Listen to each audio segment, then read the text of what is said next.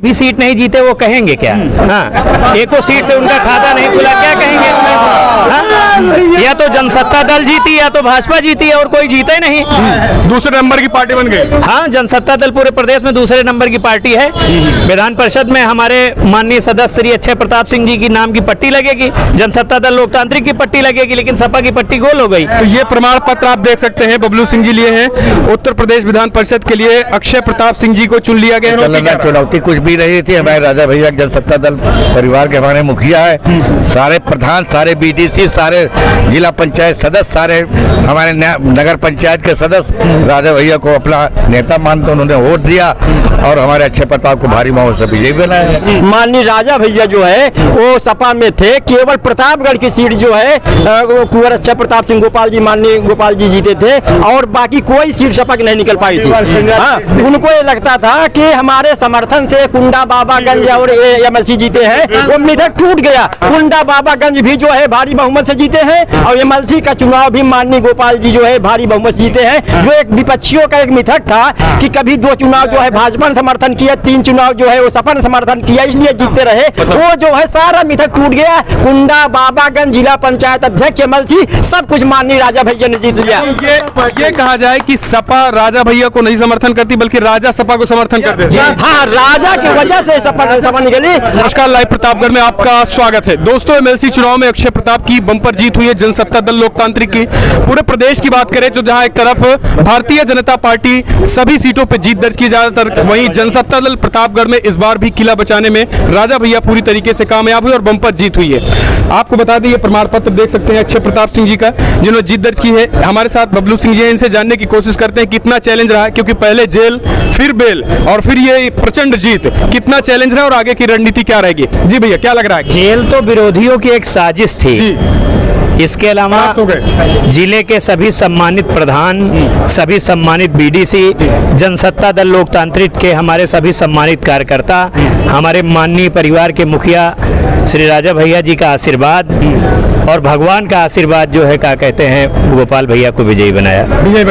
और गोपाल भैया 6 वर्ष जो मेहनत किए थे उसका फल आज गोपाल भैया को मिला। इस कारण से जो है क्या कहते हैं 2/3 वोटों से गोपाल भैया जीते। इस बार भी सपा वाले ये सुनने में आ रहा था, कह रहे थे कि जो है अभी तक एमएलसी में भी हम समर्थन दे रहे थे। देश में एक भी सीट नहीं जीते वो कहेंगे क्या? हाँ, एको सीट से उनका खाता नहीं खुला, क्या कहेंगे? हाँ? या तो जनसत्ता दल जीती या तो भाजपा जीती है और कोई जीता ही नहीं। दूसरे नंबर की पार्टी बन गई। हाँ, जनसत्ता दल पूरे प्रदेश में दूसरे नंबर की पार्टी है। विधान परिषद में हमारे माननीय सदस्य श्री अक्षय प्रताप सिंह जी की नाम की पट्टी लगेगी, जनसत्ता दल लोकतांत्रिक की पट्टी लगेगी, लेकिन सपा की पट्टी गोल हो गई। तो ये प्रमाण पत्र आप देख सकते हैं बबलू सिंह जी लिए हैं। उत्तर प्रदेश विधान परिषद के लिए अक्षय प्रताप सिंह जी को चुन लिया गया है और ये पार्टी जनसेवा करती है। जनसत्ता दल लोकतांत्रिक का एक छोटा से कार्यकर्ता से लेकर बड़ा से कार्यकर्ता तक लोगों की सेवा करता है, उस सेवा का फल है ये प्रमाण पत्र। जी, तो क्या लग रहा है कि इस प्रमाण पत्र के जरिए और प्रमाण पत्र आएंगे या प्रतापगढ़ तक? पता नहीं कितने प्रमाण पत्र हमारे जनसत्ता दल लोकतांत्रिक पार्टी को मिलेगा, ये आप धीरे धीरे देखते रहिए, बस चलता रहेगा। जी, क्या कहेंगे? प्रतापगढ़ की ये जीत है। प्रतापगढ़ के सम्मानित प्रधान, बीडीसी और जनसत्ता दल लोकतांत्रिक पार्टी के सभी कार्यकर्ताओं की जीत है। क्या कहेंगे? आप भी लगे थे एमएलसी जी को जिताने के लिए, लगातार प्रचार चल रहा था, कितना चैलेंज देखे इस चुनाव को? निश्चित तौर पे चैलेंज हर एक चुनाव में होता है और होना भी चाहिए, और विपरीत परिस्थितियों में जो जीत दर्ज करे वही असली विजेता होता है। रही बात इस चुनाव की, तो सिर्फ यही एक चीज है, एक ही नारा हमारा पहले जैसे जिला पंचायत में बुलंद हुआ था उसी तरीके से यहाँ पर भी बुलंद हुआ है कि सपा भाजपा हो गई फेल, ये देखो राजा का खेल। तो राजा का खेल 24 तक और 27 अब चलता रहेगा।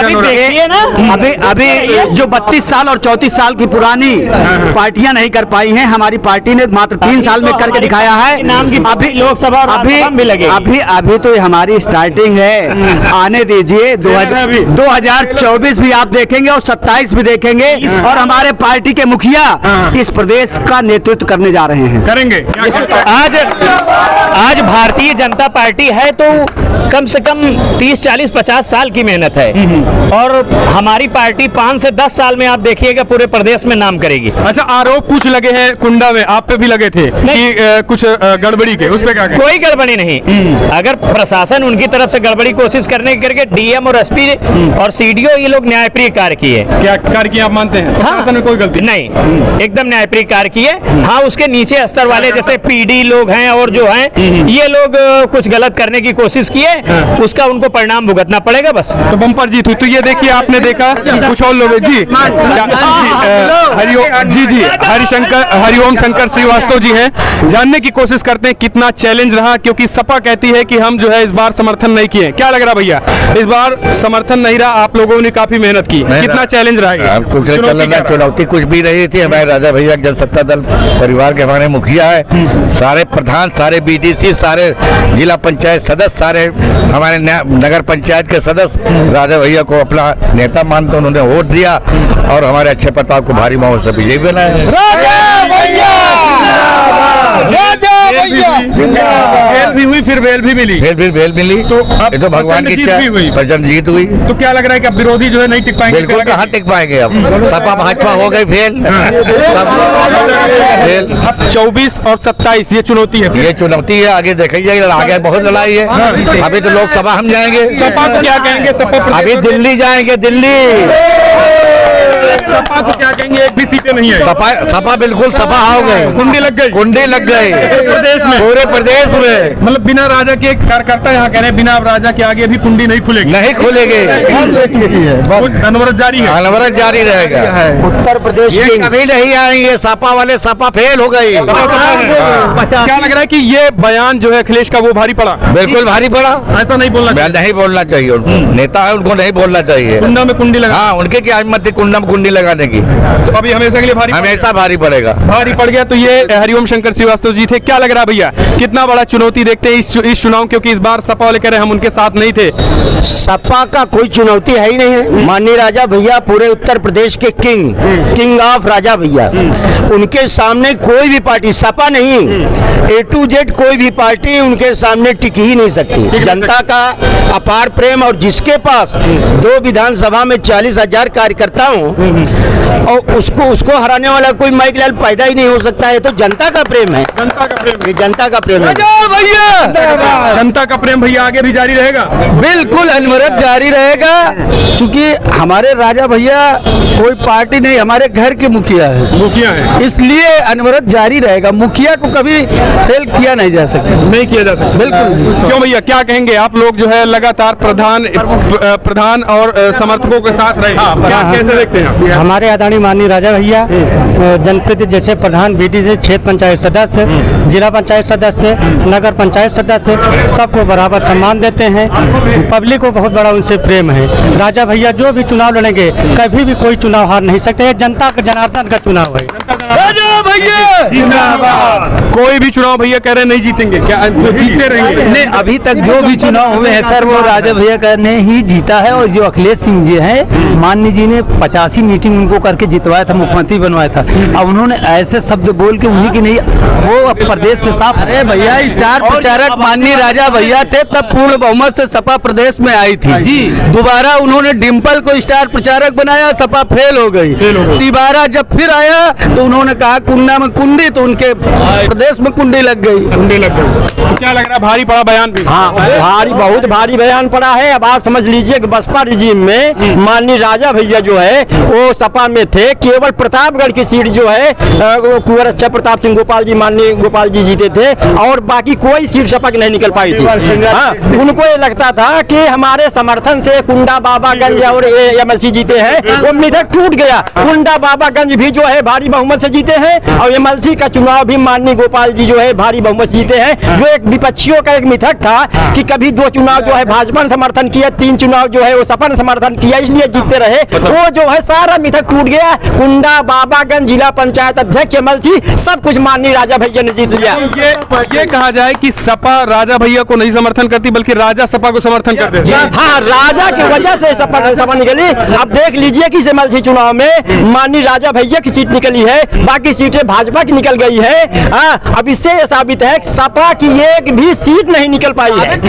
साबित करने की जरूरत कहाँ गई? सपा जो है, जो अखिलेश कहते थे आके कुंडा में कहे कि हम कुंडा में कुंडी लगा देंगे, कुंडी तो सपा की लग गई है, खाता नहीं खुला। पूरे प्रदेश में खाता नहीं खुला, राजा ने कुंडी लगा दिया। और उनका बयान जो है वो विधानसभा में भारी पड़ा।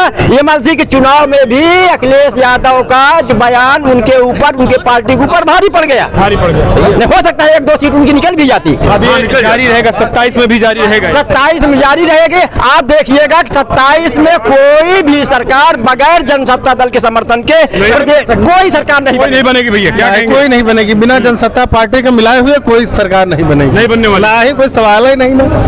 मतलब सपा बसपा और सपा फेल, तो सब एकदम फेल है। राजा का खेल चल गया, खेल चल गया है, चलता रहेगा, जारी है। शुरुआती बहुत कार्यकर्ताओं का जो जोश है वो लगातार हाई। आप देखिए बड़े पैमाने पे कार्यकर्ता है, राजा भैया भी आ चुके हैं और जो सर्टिफिकेट है वो भी मिल चुका है अक्षय प्रताप जी को।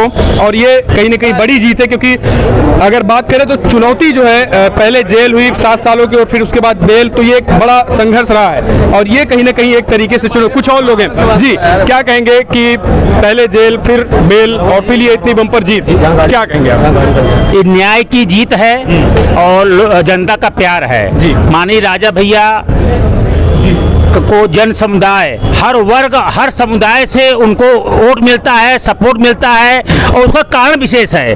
उसका कारण ये है कि माननीय राजा भैया हों या माननीय गोपाल भैया जी हों, जन सुलभ रहते हैं, साल भर जन सुलभ रहते हैं। आप चले जाइए बेती चले जाइए, जब भी वो प्रतापगढ़ आते हैं तो बेती में सुबह उनका जनसभा लगता है, जिसमें कि वो लोगों की मदद करते हैं, फोन करते हैं, लोगों से पूरी तरह से कानूनन जो भी मदद हो सकता है पूरी तरह मदद करते हैं, पंचायत करते हैं, जजमेंट करते हैं, पूरी तरह मदद करते हैं। तो उनका जन सुलभ होना और वर्ग, कोई उनके पास कोई जात विवाद जैसी कोई चीज नहीं है। हर जात की, हर जात से उनको वोट मिलता है, हर जात से उनको सपोर्ट मिलता है। वही उसका जीत का कारण है, वही उनका न्याय है। तो ये आगे भी जारी रहेगा, क्या लग रहा है? निश्चित रूप से जिस पार्टी में जातवाद और समुदाय को लेकर के वोट अगर होगा, जो कोई अगर जात से सोचता हो कि मैं चुनाव जीत जाऊं, जात से पार्टी बन जाए, यानी इस बार चुनाव में जाति समीकरण ध्वस्त हुए, परिवारवाद जिस निश्चित रूप ध्वस्त हो गए और आगे भी भविष्य में ऐसा ध्वस्त होता रहेगा। जनता जागरूक हो गई है, पढ़ी लिखी हो गई है, वो जमाना खत्म हो गया है। माननीय राजा भैया जिंदाबाद, जिंदाबाद। तो ये देखिए इस चुनाव में सबसे बड़ी बात ये देखी कि क्योंकि जो जाति के नाम पर वोट लेने की हो रही थी विधानसभा में, वो ध्वस्त हुए हैं। और विधान परिषद में भी सपा का सुपड़ा साफ हो गया, एक भी सीटें नहीं बचा पाई है। जो गढ़ कहा जा रहा था मैनपुरी और इटावा, उधर भी कोई वो नहीं है। तो आप कमेंट के माध्यम से अपने सुझाव दें, आपको क्या लग रहा है कि जनसत्ता दल जिस तरीके से दूसरे नंबर की पार्टी बनी है, सपा बसपा कांग्रेस फेल हो चुकी हैं, इसे आप कैसे देखते हैं? कमेंट के माध्यम से अपने सुझाव दें। ज्यादा से ज्यादा इस वीडियो को शेयर करें। इस वीडियो में इतना ही।